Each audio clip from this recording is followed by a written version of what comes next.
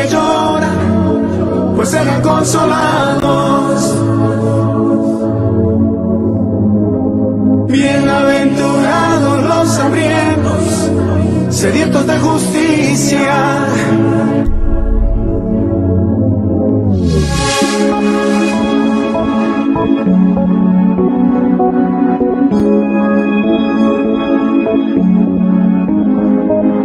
Voy caminando entre tanta gente y pasa por mi mente que cada quien tiene problemas e ilusiones.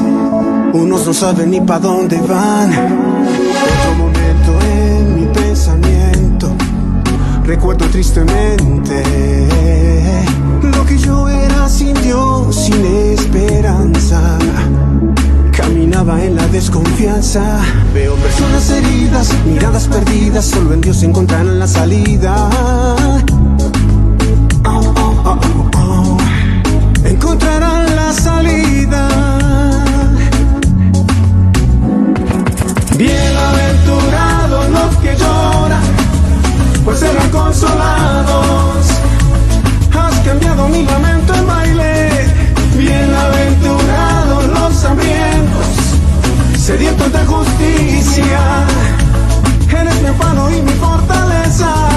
Bienaventurados los de limpio corazón.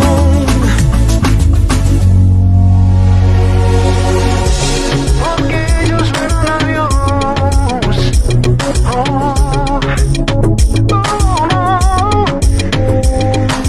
Voy caminando entre tanta gente con gozo en mi alma.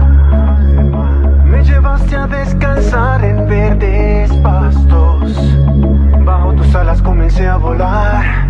Tú eres mi guía, alumbras mi vida, porque en ti nada me ha de faltar. Yeah, yeah, encontrarán la salida. Oh, bienaventurado el que procura la paz. Bienaventurado el que padece persecución. Bienaventurado el limpio de corazón. Bienaventurado el que medita en la ley de Dios. Oh, oh, oh, oh, oh. Bienaventurados los que lloran, pues serán consolados. Has cambiado mi lamento en baile. Bienaventurados los hambrientos, sedientos de justicia. Eres mi amparo y mi fortaleza. Bienaventurados los de limpio corazón.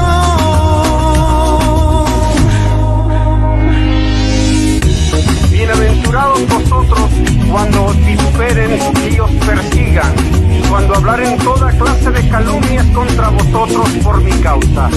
Gozaos y alegraos, porque vuestro galardón es grande en los cielos.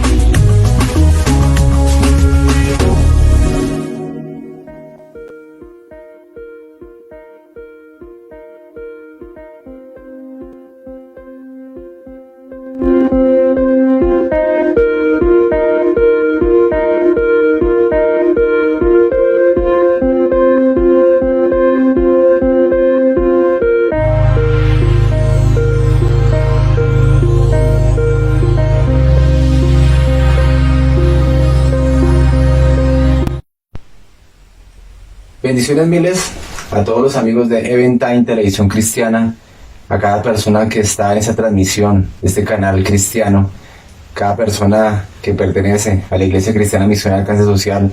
Les habla su servidor, su pastor Erickson Rodríguez desde Bogotá, Colombia. Es para mí un honor, es para mí un privilegio, siempre lo digo, el compartirles la buena palabra del Señor. Bienvenidos todos a esta su cita de control. Y bien, amados, hemos venido tratando temas que generalmente las personas me dicen: pastor, por favor, hable de esto, hable de aquello, de temas que generalmente las iglesias nunca tocan, lo que denominamos los temas tabú, ¿verdad? Y bien, hemos hablado de muchos temas como el divorcio, la homosexualidad, hemos hablado temas de índole sexual, que si bien es cierto, y dando gracias al Señor porque creo la sexualidad, muchos temas son llevados a otro contexto que no es precisamente el bíblico y que se malentienden, pero gloria al Señor, Él nos da su palabra y podemos tocar esos temas. Amén. Hoy estaremos tocando un tema y es el comercio de la fe. Este es el tema que estaremos tocando hoy, los comerciantes de la fe. Y bien, amado, le invito a que me acompañe a la primera carta a Tesalonicenses, capítulo 2, versículo 1 en adelante. Vamos a estar tomando todo ese capítulo de la primera carta a Tesalonicenses. Y bien, el versículo 1 dice la palabra del Señor así: porque vosotros mismos sabéis, hermanos, que nuestra visita a vosotros no resultó vana, pues habiendo antes padecido y sido ultrajados en Filipos, como sabéis, tuvimos de nuevo nuestro Dios para anunciaros el Evangelio de Dios en medio de gran oposición. El apóstol Pablo escribe a la iglesia en Tesalónica y es un capítulo maravilloso. Este capítulo 2 de esta carta, de la primera carta a Tesalónica, a los tesalonicenses, deja ver cómo Pablo desarrolló su ministerio, cómo Pablo deja ver facetas tan importantes de su ministerio, facetas que hoy en día, amados, son aplicables. Alguien diría: pastor, eso es de aquellos tiempos. Créame, amado, que todo esto que encontramos en este capítulo es un capítulo aplicable a la iglesia de nuestros días. Está hablando el apóstol de cómo desarrolló el ministerio, de cómo él y el grupo de siervos que iban allí predicando el evangelio lo hicieron, lo que padecieron. Dice, de hecho, ese versículo 2 en la última parte dice: para anunciaros el evangelio de Dios en medio de gran oposición. Hermano, las cosas nunca fueron fáciles ni han sido fáciles para la iglesia. Sin embargo, en medio de todo este mover cristiano, en medio de el llevar el evangelio, lamentablemente, y quiero usar ese término, lamentablemente, hemos entrado a conocer lo que, gloria a Dios, desde hace mucho tiempo conocemos como los comerciantes de la fe. Hombres y mujeres que dicen llamarse pastores, profetas, maestros, que dicen llamarse evangelistas, que dicen llamarse salmistas, y con el respeto que todo este mundo cristiano, quiero llamarlo así, se merece. Hoy quiero hablar de estas personas. Hoy quiero hablar de esas personas con temor y temblor a Dios, de Dios, porque, amados, es necesario que abramos los ojos. Es necesario abrir los ojos ante una calamidad que sufre la iglesia cristiana, no solamente en Latinoamérica, sino en el mundo entero, en Estados Unidos, en Europa, en Asia, en todos los lugares de esta tierra se levantan aparentes iglesias cristianas, pero con fines muy distintos a los de llevar el evangelio, que es el propósito único de la iglesia cristiana en la tierra. Entonces, si alguien desea saber cómo funciona la iglesia, cómo debe funcionar, cómo cada ministerio debe ser en pro de esa gran comisión que el Señor nos dejó, qué bueno es leer este capítulo 2 de la primera carta a Tesalonicenses. Es interesante cómo de manera clara, precisa, concisa, Pablo da a conocer muchos aspectos del desarrollo del ministerio, de ese ministerio que el Señor le da dentro de la iglesia. De hecho, él habla de la iglesia de Cristo, habla de esa iglesia claramente y toca a profundidad estos temas. Así que cuando leemos cada versículo, vemos que muchas iglesias hoy en día, llamadas iglesias, son simplemente personas que organizaron un negocio. Es decir, un negocio bien organizado con un nombre aparentemente espiritual, con un nombre aparentemente religioso, pero que tiene otros fines. Eso es lo que podemos denominar como comerciantes de la fe. Entonces veamos qué nos dice el apóstol Pablo allí en la carta a Tesalonicenses, la primera carta, y el versículo 4 dice lo siguiente: sino que según fuimos aprobados por Dios para que se nos confiase el evangelio, así hablamos, no como para agradar a los hombres, sino a Dios que prueba nuestros corazones. Quiero leer la primera parte y la última parte. Dice, sino que según fuimos aprobados por Dios. Y la última parte dice, sino a Dios que prueba nuestros corazones. Algunas características de los comerciantes de la fe son estas. La primera de ellas es que los comerciantes de la fe no son personas, no son aprobados por Dios, sino por los hombres. A nivel mundial se conocen muchas denominaciones, concilios, confederaciones, ministerios, redes. Hay un sinnúmero de nombres para agrupar estas iglesias.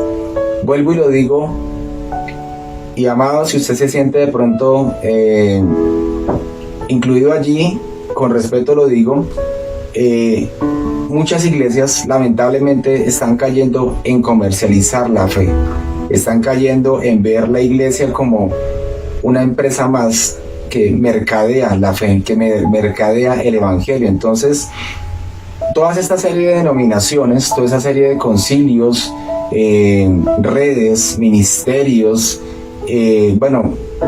hay muchos nombres realmente, son los que extienden su cobertura sobre miles y miles y miles de iglesias. Un ejemplo, en Estados Unidos hay una de esas organizaciones, extiende su cobertura en América Latina, en Colombia, Bolivia, Ecuador, Brasil, donde quieran, en Europa, a esas otras iglesias más pequeñas, al buen estilo de una franquicia, así como aquellas cadenas de comidas rápidas, de moda, de muchas cosas, extienden una franquicia. Te vendo la franquicia para que la trabajes en esta nación. Asimismo, esas grandes organizaciones extienden su franquicia o su cobertura para que otra iglesia tenga ese nombre allí, en aquella ciudad, en aquel país. Controlan esas iglesias, controlan esa cobertura. Si bien hay que tener claro que tienen los permisos de los gobiernos para su funcionamiento. Sin embargo, los gobiernos no les controlan. Es allí donde empieza a perderse el horizonte de una entidad religiosa que quizás ante el gobierno está formada para ayudar a la sociedad en esa área espiritual, en esa área emocional, en esa área social, porque la iglesia cumple muchas funciones, no solamente un área espiritual, sino que la iglesia se mueve. Veamos la labor de Cristo. Cuando Cristo vino, no solamente ayudó al pobre, al enfermo, al endemoniado, sino que también le dio de comer, también suplió esa parte social, esa parte física. Entonces, amados, esa es la iglesia de Cristo. Cuando nosotros vemos con los ojos de Cristo la sociedad, vamos a poder entender qué es la iglesia cristiana. Ahora, cuando nosotros vemos esas grandes denominaciones, esos grandes concilios, esas grandes organizaciones, esas grandes federaciones, fundaciones, todos esos nombres que acogen esas iglesias, muchas usan la grey del Señor, y por eso esa primera característica que quiero contarles es que son aprobados por hombres, mas no son aprobados por Dios. ¿Por qué? Porque si bien es cierto, tienen esos permisos, entre ellos se avalan, entre ellos se dan licencias, se dan unos permisos para predicar, tienen unos carnets para que puedas predicar, y entre ellos hacen esa labor.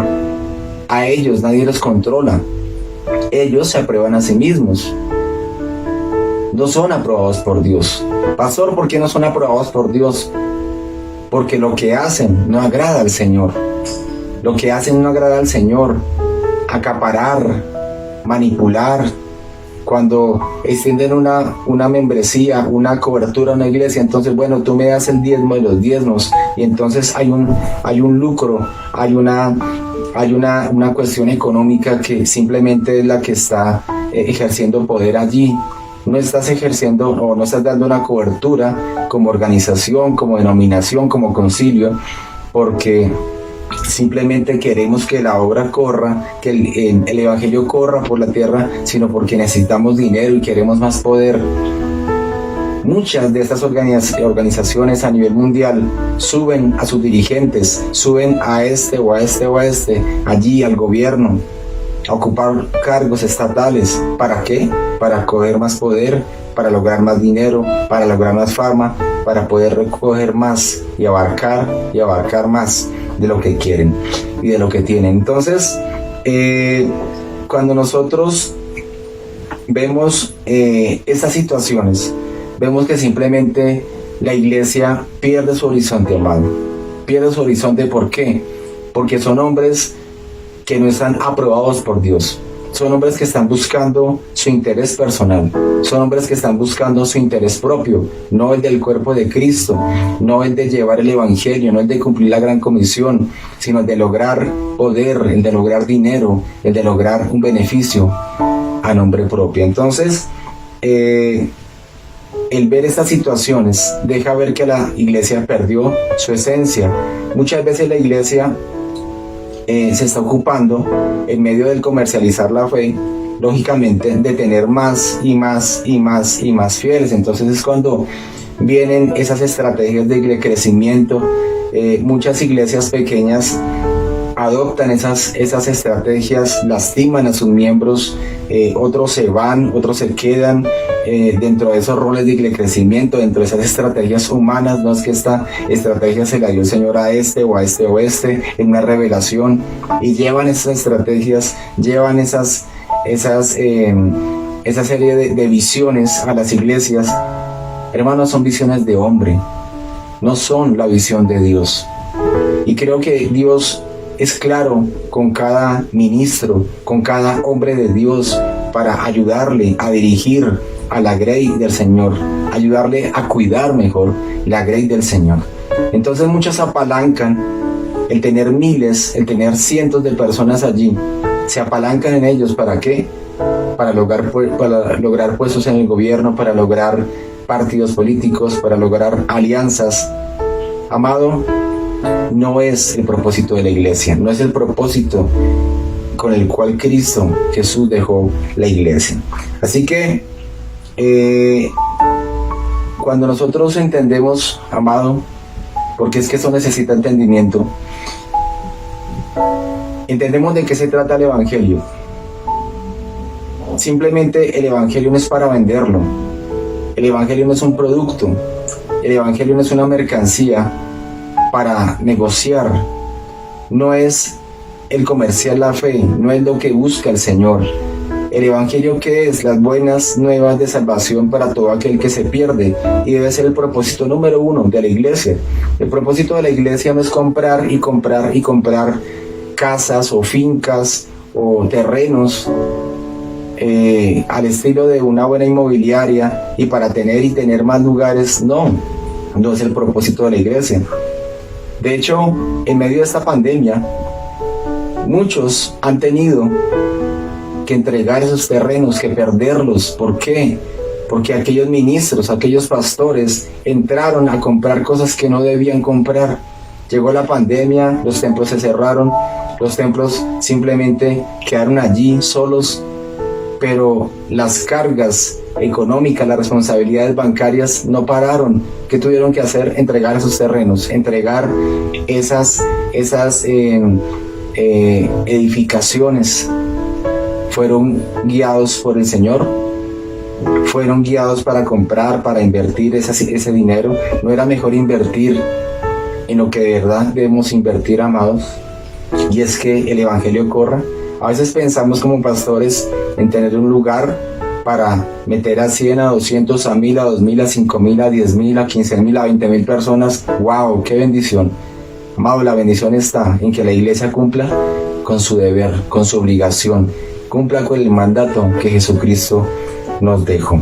Entonces, el evangelio solo es uno. Es el evangelio, esas buenas de salvación.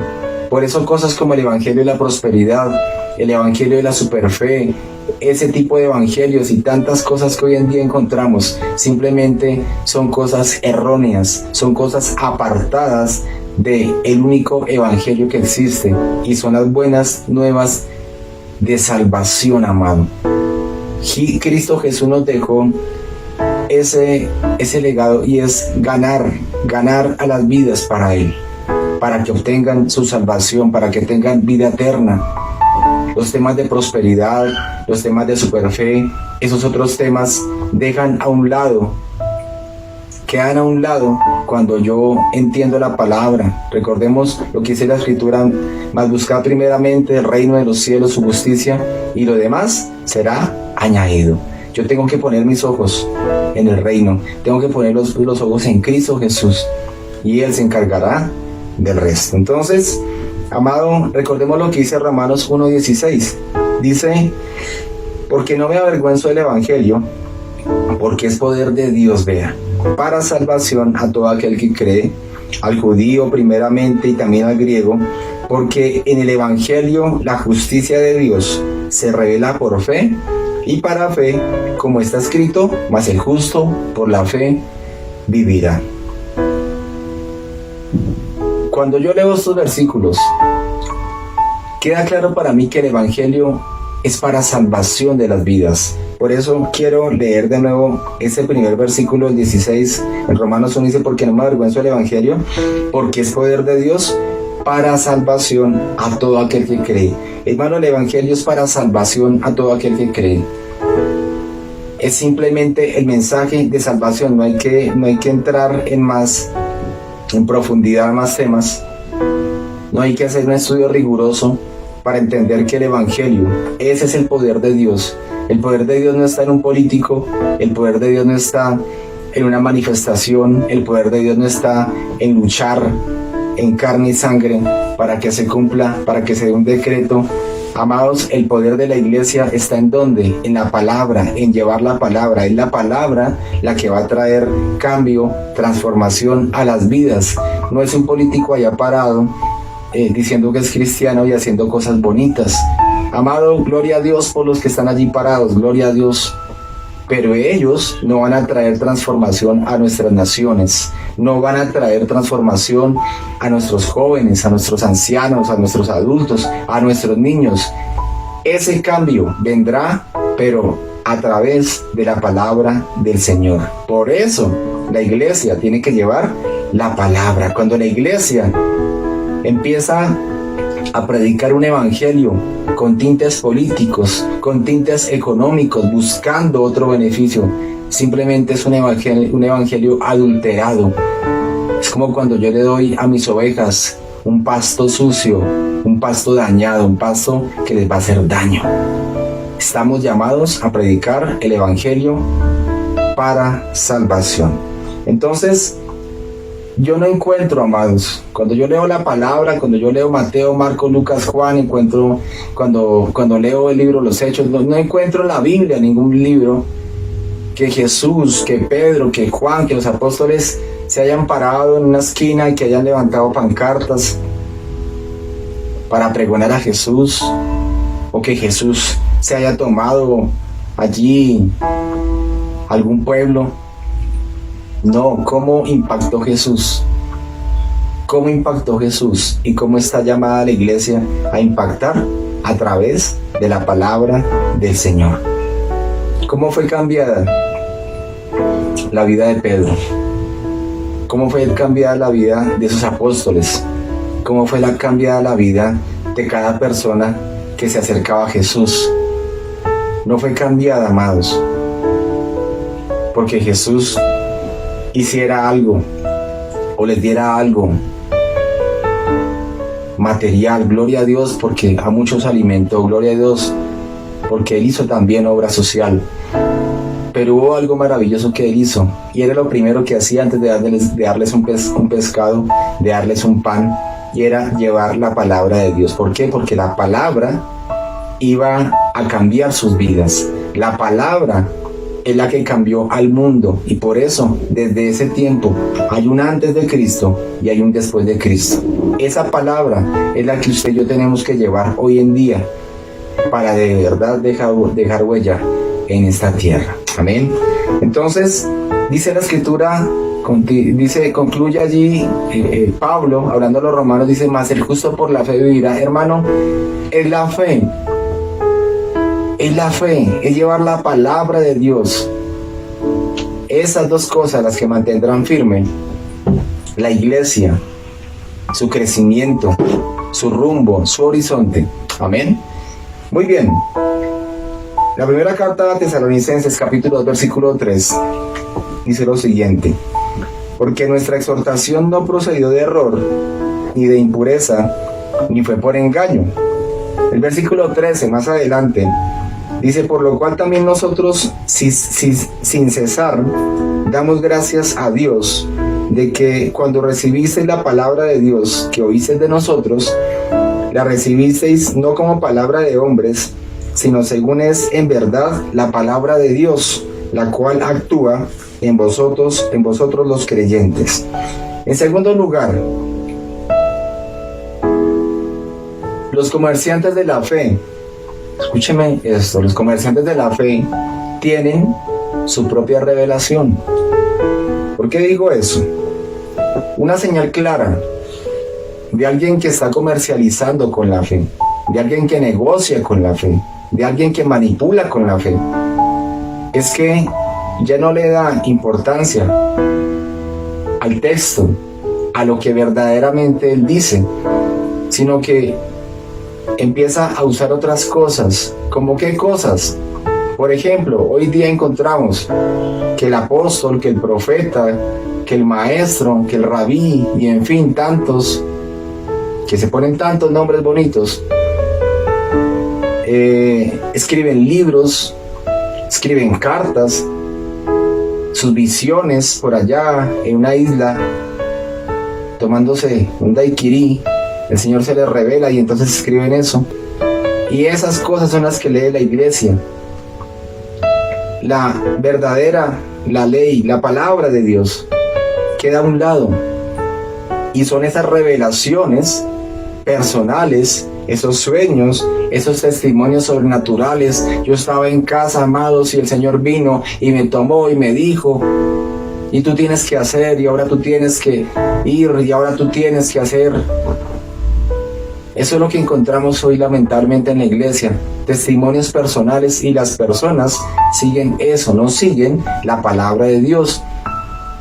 Los comerciantes de la fe tienen su propia revelación, tienen sus propios sermones, tienen sus propias predicaciones.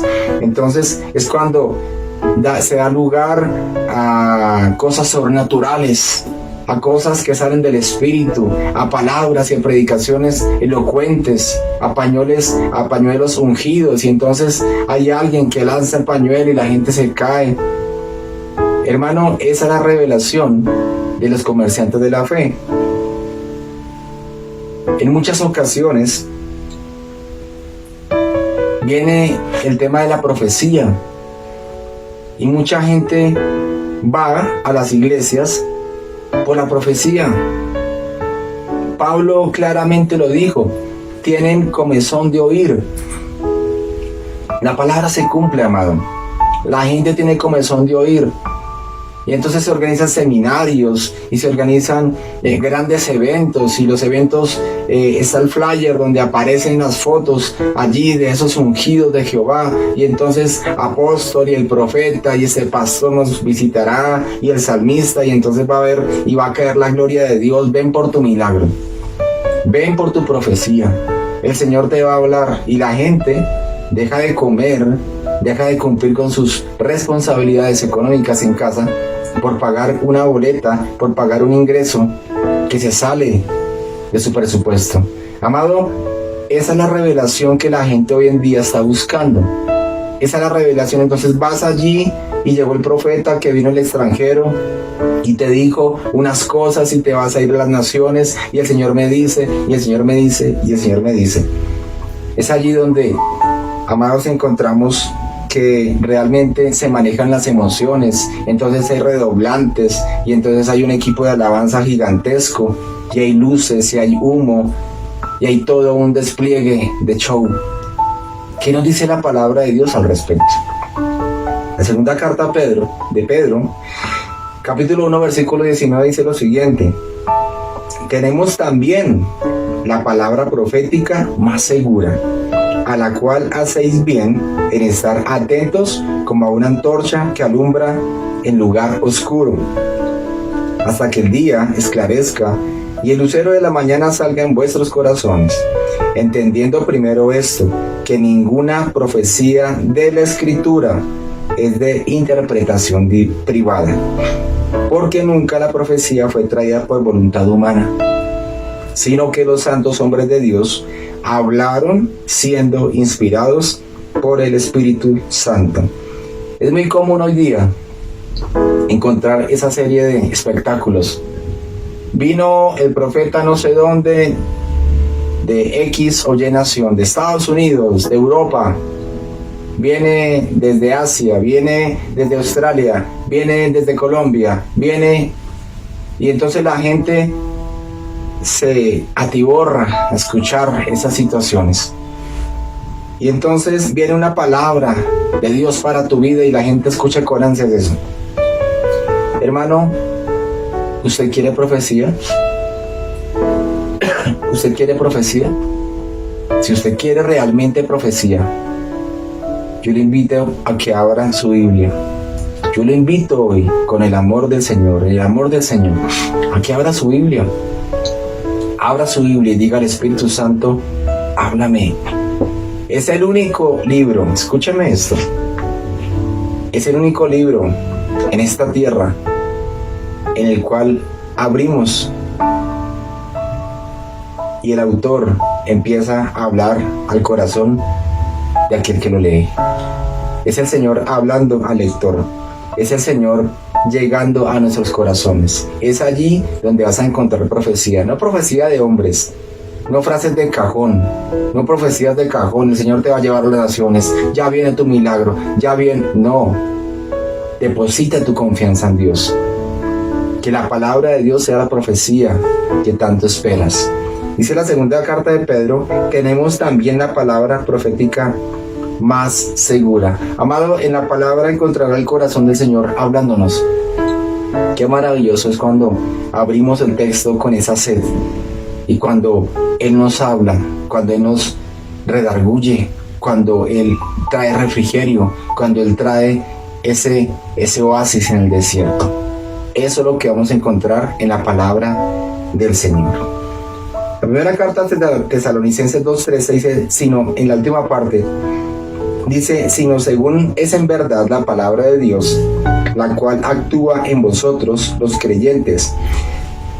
Algo particular y maravilloso de la Escritura, de la palabra de Dios, es que ella obra en nosotros. Por eso allí Pablo le dice a la iglesia en Tesalónica, dice, la cual actúa en vosotros los creyentes.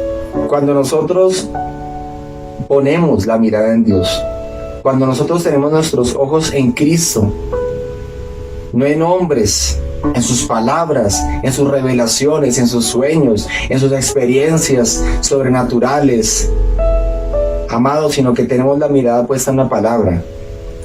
Es allí donde esa palabra actúa. Es allí cuando tú empiezas a caminar verdaderamente con Cristo. Es allí cuando empiezas a ver que el Señor obra en tu vida y ves una vida transformada, ves una vida cambiada. Eso significa que la palabra de Dios actúa en nosotros los creyentes. Amado, no te vayas.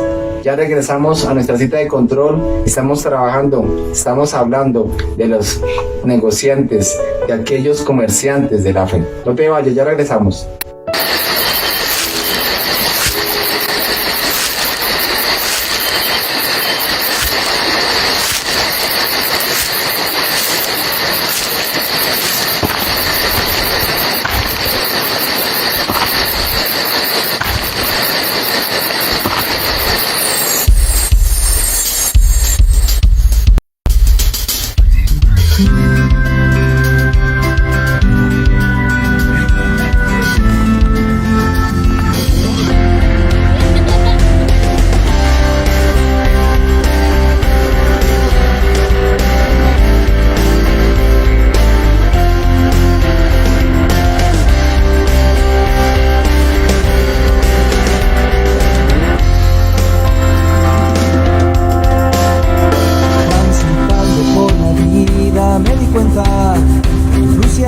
cerca. Estoy marcado por tu amor. Estoy marcado por tu amor. Si quisiera alejarme no podría, ni la vida ni la muerte nos podrían separar. Nos podrían separar. Ni lo alto, ni lo profundo, ni ninguna otra cosa creada nos podría separar. Tú me tienes atrapado, me tienes aferrado, con los brazos de tu amor, con los brazos de tu amor, escondido en tu mirada, te respiro en mis mañanas, bajo tus alas estoy, bajo tus alas estoy, bajo tus alas estoy.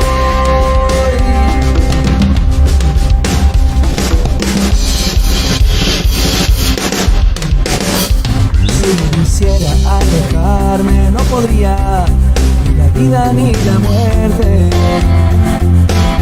nos podrían separar. Nos podrían separar. Ni lo alto, ni lo profundo, ni ninguna otra cosa creada nos podría separar. Tú me tienes atrapado, me tienes aferrado, con los brazos de tu amor, con los brazos de tu amor, escondido en tu mirada, te respiro en mis mañanas, bajo tus sombras estoy, bajo tus sombras estoy.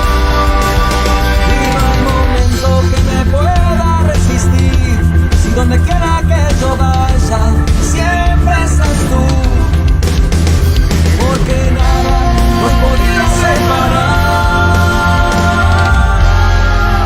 Me tienes atrapado con los brazos de tu amor, escondido en tu mirada, respiro en mis mañanas, bajo tus sombras estoy, bajo tus sombras estoy.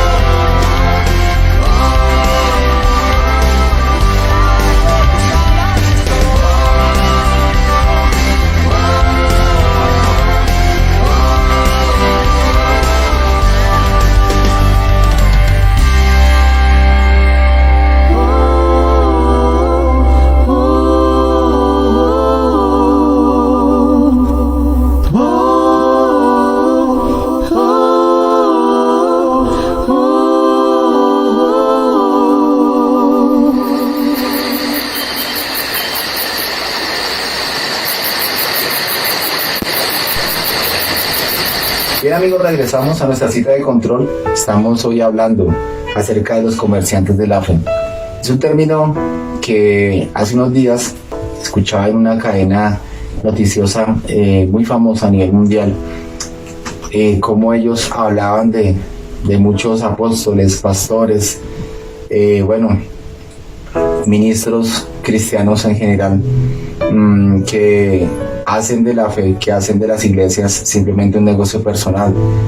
Aviones, grandes mansiones, millones y millones de dólares caracterizan a esos comerciantes de la fe. Y bien, hemos venido hablando de algunas características de estos señores.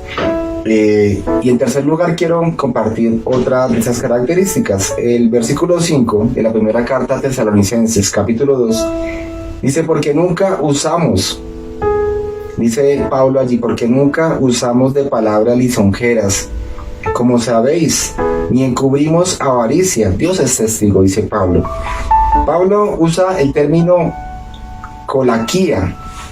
El término colaquía es el término griego que encierra esa palabra lisonjeras, haciendo referencia a esas palabras. Y quiero leer lo siguiente, dice, se traduce en palabras adoptadas como encubrimiento de avaricia. Esto es palabras que se usan en lisonja, no solo en un esfuerzo de agradar, sino con motivos interesados. Bien, cuando nosotros estudiamos la palabra del Señor, cuando hacemos un estudio profundo, cuando entramos, por ejemplo, a un seminario bíblico, a un instituto bíblico, cuando ya entramos a profundidad en la escritura, conocemos lo que es llamado la exégesis, ¿verdad? ¿Qué es la exégesis, pastor? La exégesis es la buena interpretación o explicación de los textos bíblicos. Eso es la exégesis, es llevar a cabo una buena interpretación, es dar una buena explicación de cada texto bíblico. Cada texto bíblico se encierra en un contexto. Cada texto bíblico fue escrito en un momento de la historia, tiene factores culturales, geográficos, tiene factores también de índole gramatical, de temas de literatura. Bueno, encierra muchos factores que contribuyen, son ingredientes para dar una buena interpretación. Entonces, cuando yo voy a preparar un sermón, cuando yo voy a preparar una predicación, ¿qué es lo que yo busco como pastor? Busco que los textos que voy a enseñar, que voy a compartir al pueblo, esos textos tengan una verdadera explicación a la luz de la palabra. ¿Verdadera por qué? Porque tengo que buscar y velar porque se dé en esa predicación, en ese sermón, una verdadera exégesis. Es decir, no caer en una mala interpretación, que es lo que se denomina con el término eisegesis. La eisegesis es una característica de estos señores, de estos comerciantes de la fe. Voy a dar un ejemplo. Se para en el púlpito un señor de estos, un comerciante de la fe, y trae a colación distintos versículos salidos de su contexto, que no están interpretados, que no están explicados de acuerdo a esa serie de factores. Simplemente él le dio una interpretación acomodada ¿a qué? Al afán del momento. Entonces son textos salidos de su contexto, son textos que simplemente no aportan para nada lo que busca la palabra de Dios. Entonces, eso es la eisegesis. Estos señores tienen su propio lenguaje. Estos señores usan esos textos. Usan este. Bueno, la iglesia necesita dinero, necesitamos montar la emisora, necesitamos cubrirlo de esa propiedad que compramos y no tenemos el dinero. Bueno, necesitamos mejorar el carro del pastor, necesitamos viajar allí, necesitamos dinero. Necesitamos esto o aquello, bueno, entonces necesitamos dinero. Entonces empezamos a crear eventos, empezamos a crear recolectas, que eso tiene unos nombres maravillosos que no quiero profundizar en esos nombres. Y entonces empiezo a llamar a la gente a que pacte, a que siembre, a que traiga dinero. Y utilizo versículos salidos de su contexto para que las personas empiecen ¿a qué? A dar dinero. Entonces son textos manipulados, buscando manipular a las personas que van a llevar dinero. Bueno, pacta por tu regalo, pacta por tu familia, pacta por la salvación de tu hijo, pacta por la salvación de tu esposo, pacta por esto, pacta por esto. Eso es lo que se hace. Siembra, diezma, da esta ofrenda por esto o por esto. Amado, si yo diezmo, si yo ofrendo, esos dos términos son bíblicos. Y es lo que nosotros a nuestros días podemos hacer. Pastor, hoy en día se diezma. El diezmo fue algo establecido para el pueblo de Israel. Lo estableció el Señor, aunque el diezmo ya venía desde mucho atrás. Otras culturas lo trabajaban también, pero el Señor lo establece para Israel. Y el diezmo empezó el Señor a mostrárselo a Israel y va más allá del 10%. No quiero entrar a profundidad en el tema. Ya hemos hablado de ello en la cita de control. Pero es algo que yo puedo dar. Pablo dijo algo que puede encerrar el todo en medio de esto. Cada uno de como se propuso en su corazón. Si tú quieres diezmar, diezma, amado, porque vas a ser bendecido grandemente. Tú vas a ofrendar, quieres ofrendar, ofrenda. El diezmo y la ofrenda son algo maravilloso, pero cuando tú lo sientes en tu corazón, no porque alguien te dijo dalo, porque si no eres maldecido.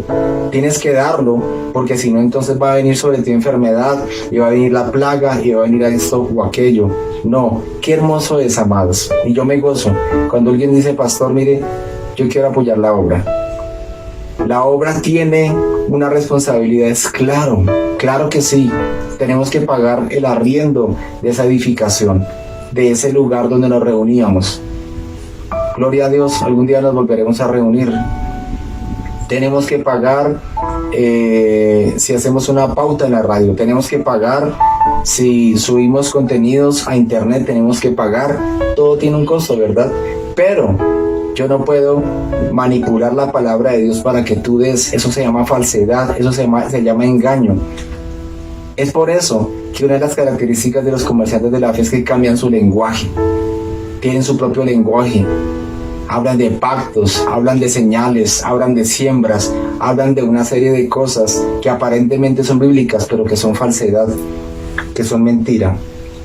La primera carta a Tesalonicenses, en el versículo 6 del capítulo 2, dice: ni buscamos gloria de los hombres, ni de vosotros, y de otros, aunque podíamos seros carga como apóstoles de Cristo. Pablo está hablando que él pudo haber sido carga para esas personas, para la iglesia en Tesalónica. Pero Pablo era un hombre sabio, amado. Pablo necesitaba también subsistir, claro, y se dice que Pablo trabajaba.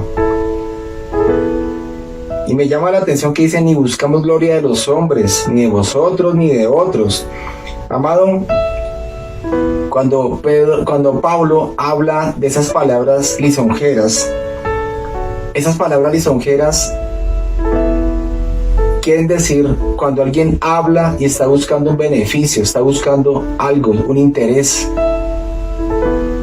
Si yo en mi iglesia predico, hermano, escúcheme esto por favor. Si yo predico, debo predicar un evangelio puro, santo. No porque yo quiero esto o aquello del hermano. Voy a predicar esto, pero porque quiero que ese hermano me dé dinero. Quiero que ese hermano ofrende, o quiero que ese hermano diezme. Quiero decirte una cosa, amado siervo, amado ministro, amado pastor, o como sea que te llames, te digo hoy de parte de Dios, porque Dios lo ha puesto en mi corazón.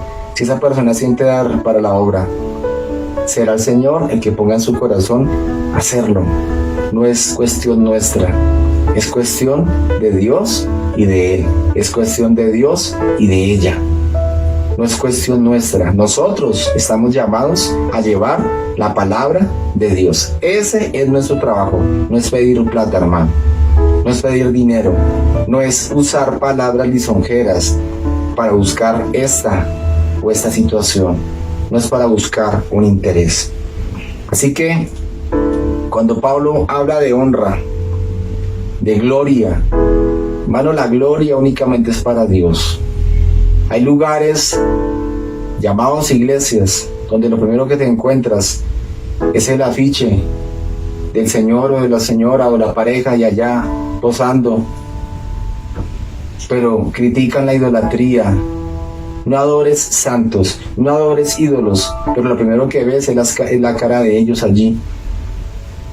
Si quieres poner algo, siervo, si quieres poner algo, ministro, pon la palabra del Señor, porque esa es la que va a traer cambio en las vidas. No es la cara de dos señores, no es la cara de una señora, de un señor allí, en un aviso, posando con su mejor traje.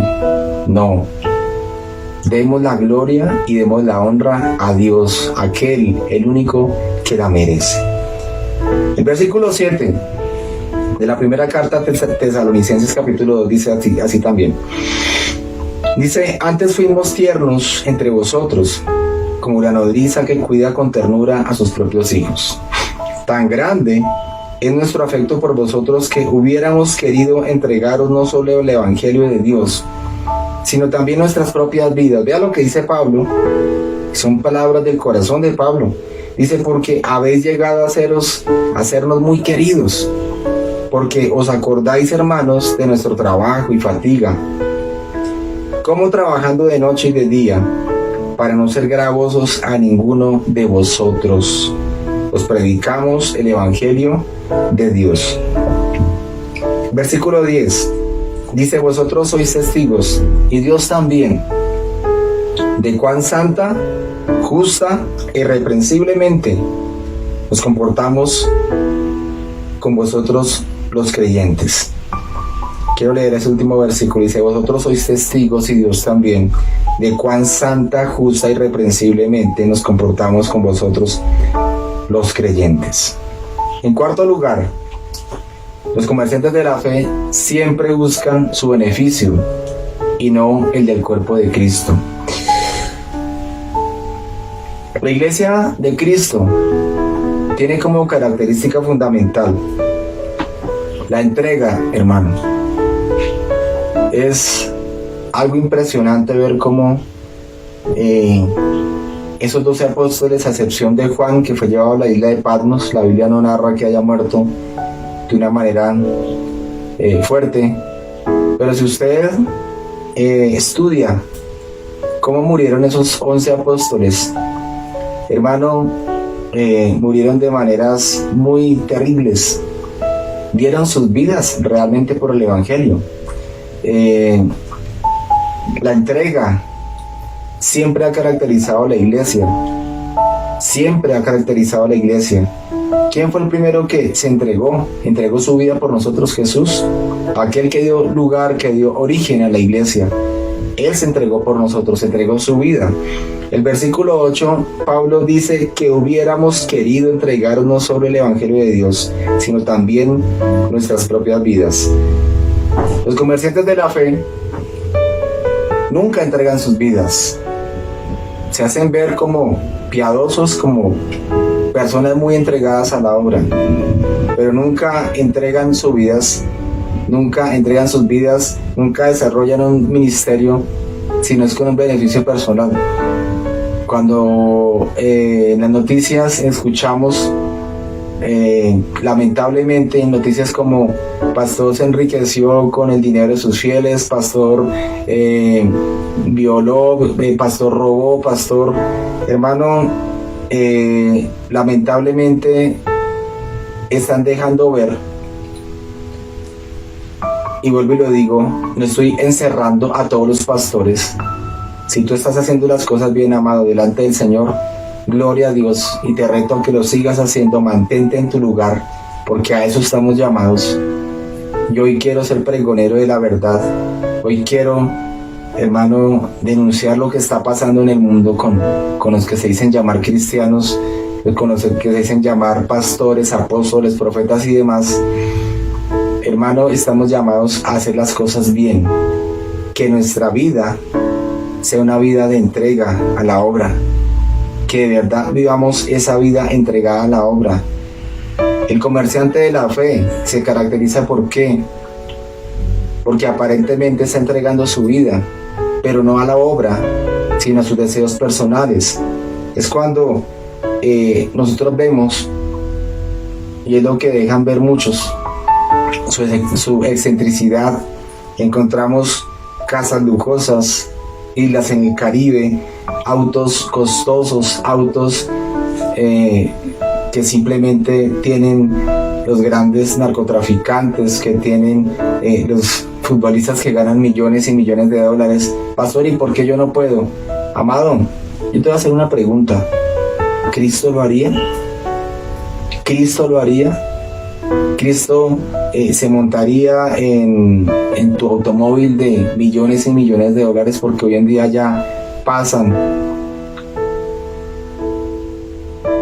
esquemas de seguridad, vestuario excéntrico, vestuario importado.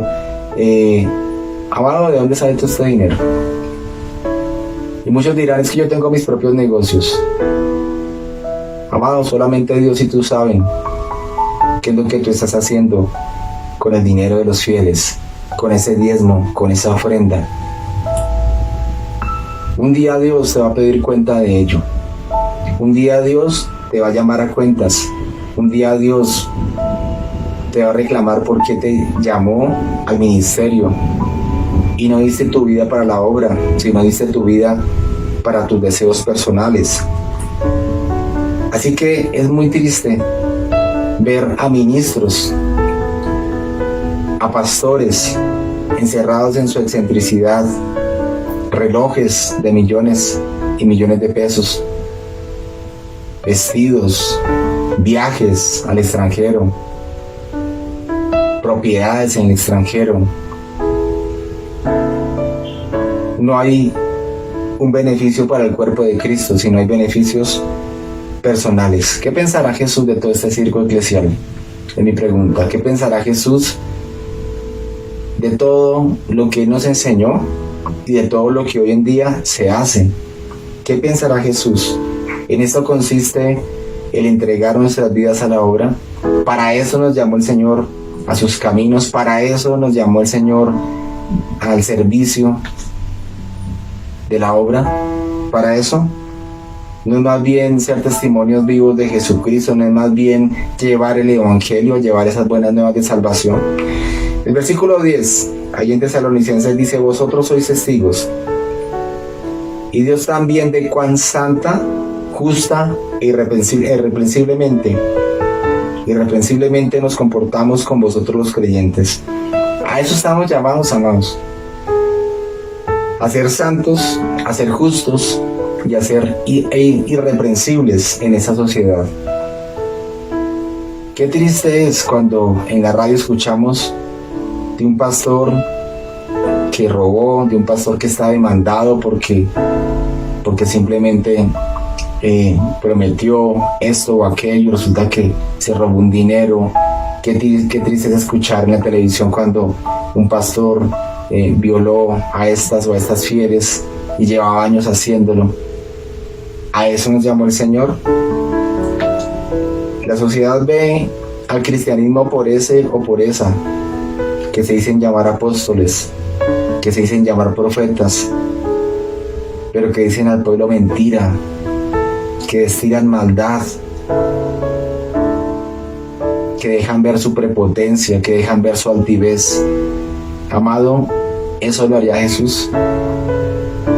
Es simple, y tal vez muchos dirán, nos está atacando. Es sencilla la pregunta, amado. Y tal vez tú dices, yo no estoy negociando con la fe, solo te voy a hacer esta pregunta.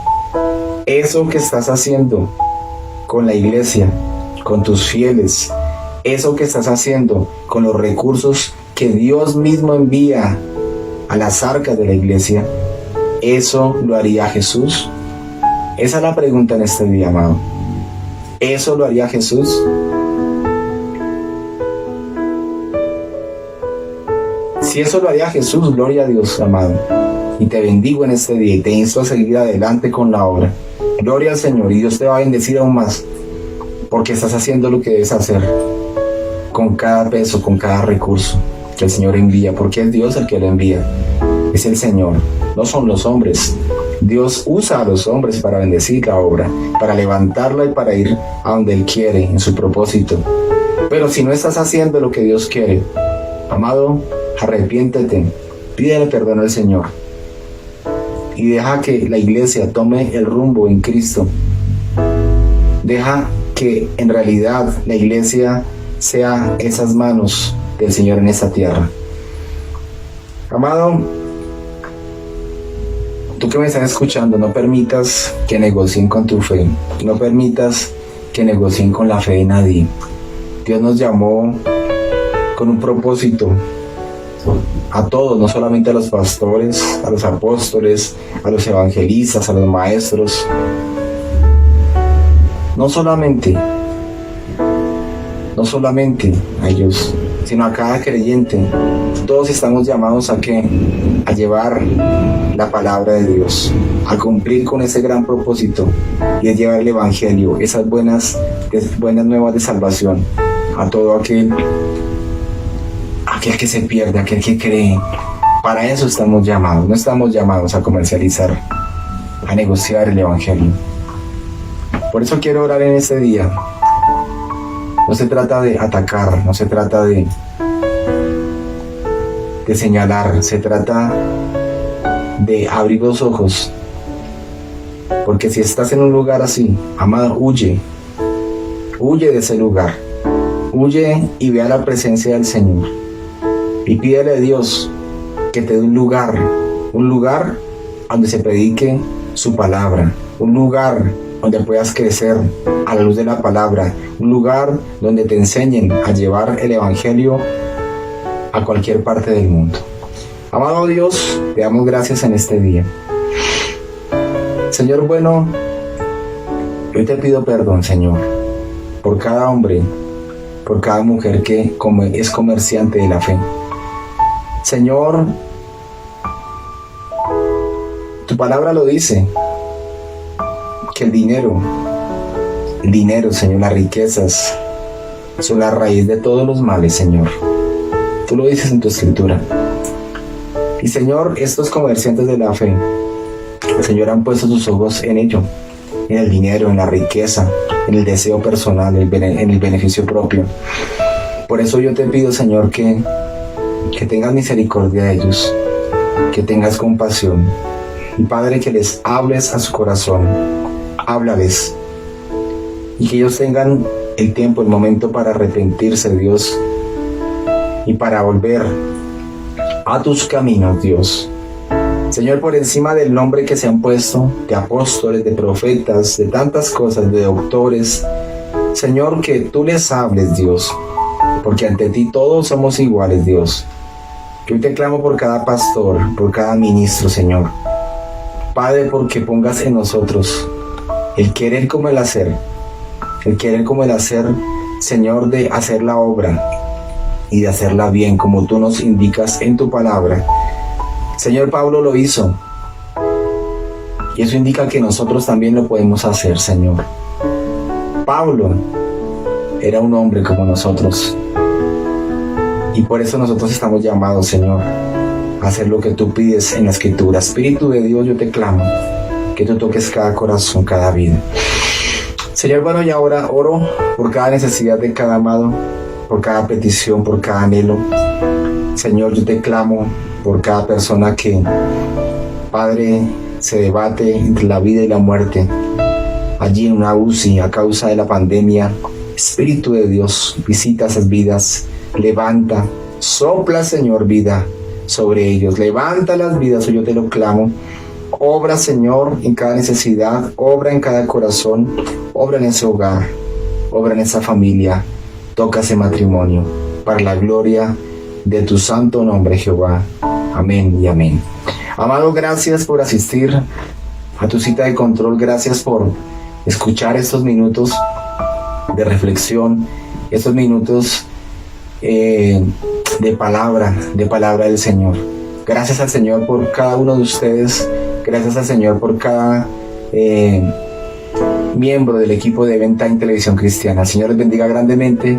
Se despide de ustedes Erickson Rodríguez, su pastor y servidor desde Bogotá, Colombia, en la Iglesia Cristiana Misión Alcance Social. Si desea buscarnos en las redes sociales, claro, búsquenos como @Misión Alcances. Allí nos vas a encontrar en YouTube, Estamos en Facebook, estamos en Instagram, en Twitter. Allí encontrarás predicaciones, sermones y palabra que edificará tu vida. Chao, bendiciones, un abrazo.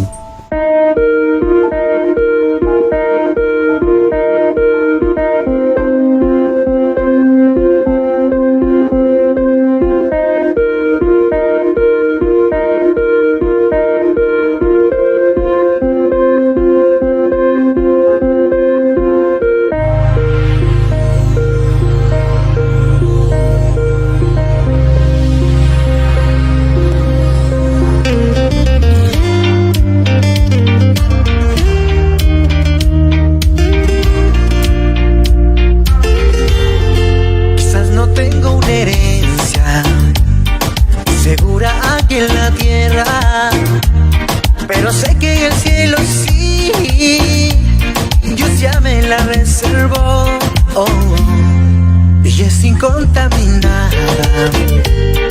también es incorruptible, y por eso no me preocupo, porque ya la tengo yo. Esa es mi fe, que si le soy fiel, nunca, nunca la perderé, porque ya la declaré. En el cielo la tengo, en el cielo la tengo, en el cielo la tengo yo, Jehová me la reservó. En el cielo la tengo, en el cielo la tengo, en el cielo la tengo yo, Jehová me la reservó.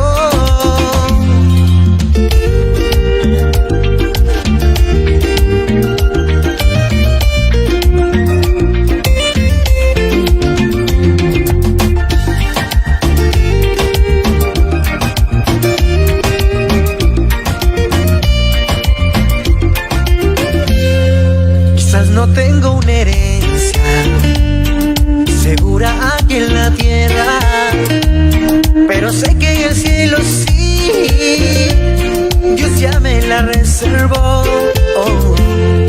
y es incontaminada, también es incorruptible, y por eso no me preocupo, porque ya la tengo yo. Esa es mi fe, que si le soy fiel, nunca, nunca la perderé, porque ya la declaré. En el cielo la tengo, en el cielo la tengo, en el cielo la tengo yo, Jehová me la reservó. En el cielo la tengo, en el cielo la tengo, en el cielo la tengo yo, Jehová me la reservó. En el cielo la tengo, en el cielo la tengo, en el cielo la tengo yo, Jehová me la reservó. En el cielo la tengo, en el cielo la tengo, en el cielo la tengo yo, Jehová me la reservó.